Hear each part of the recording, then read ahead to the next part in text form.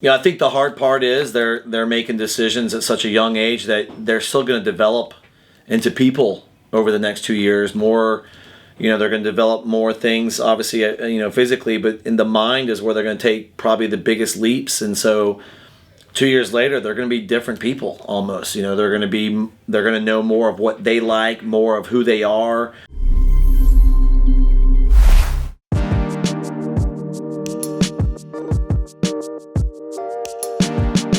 Sometimes in this early process, what it does allow is it allows you more time to get to know them. I feel like each year now that it gets earlier, our incoming class of 2020, I feel like we know more than potentially our 2019 and which was more than our 2018, because you just have more time to continue to talk with them and learn more about them and learn more from their teams or their high school or club coaches. So I think you can take the positive route from there, but I think it allows them more time to learn us and who we are and what traditions we have and how do our philosophies towards academics or just learn, becoming an adult besides just swimming or diving. So, but it is unique. It is kind of tough, and I hope they don't go any earlier. I mean, having conversations. I mean, my daughter is going to be a freshman in high school next year, so my oldest daughter. So it's imagine the recruiting process with her in 2 years. I can't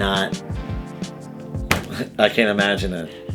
I mean, I'm stealing her Halloween candy, so she probably won't want to be interested in talking to me about recruiting. But it's pretty tough on the college programs to be able to, continue to educate them on why we're doing certain things, how they fit in, how they will continue to fit in over the next 2 years as even more things evolve, transfers in, someone leaves a team or a coaching, there's a coaching change or whatever. That's what that's the harder part to navigate through, I think. I feel like we're constantly trying to figure it out. I think we're a lot like other teams. Like, what do these kids like? What perks their interest? I think it's different, for every kid, but even more, it's like, how much of it is social media? How much of it is exposure on different internet sites? How much of it is camps or clinics? I mean, we're, some of the kids that, a lot of the kids that choose schools, it might be where they first went to a camp for a few years, and sometimes you get lucky, and you find the right group of kids that connect with each other, and it's a great fit for all of them at once, and they like being around other people. And I tell people this all the time. Sometimes people are like, well, what's best for that kid?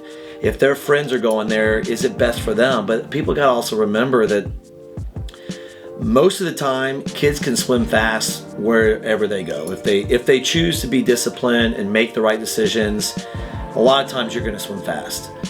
But a lot of times, depending on how fast you swim, a lot of it depends on who you're around. And if you're around people you like, that's usually going to help. And so sometimes I think them going where their friends are, it's not a bad thing. If they're around a great support group that they already know, it's just more comforting.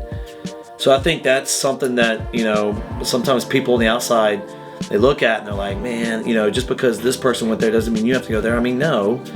I still think they're going to make the right decision for them, what they feel is best at that time. But whether you're 16, 17, or 18, shoot. I mean, my wife still tells me all the time that I need to grow up, So, I don't know if there is a right time, but I think a lot of it is you find the right group that connects with you, and some people connect with us, some people don't. Some people like who we are, some people don't. It's up to them to figure out what they want, and us to kind of hopefully navigate to see who fits in the best.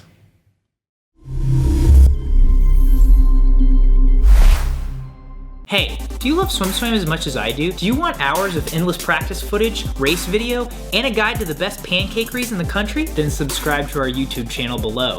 And follow us on social media at SwimSwam News on Twitter and Instagram. If we get 1 million followers, I might just eat 1 million pancakes. Only one way to find out.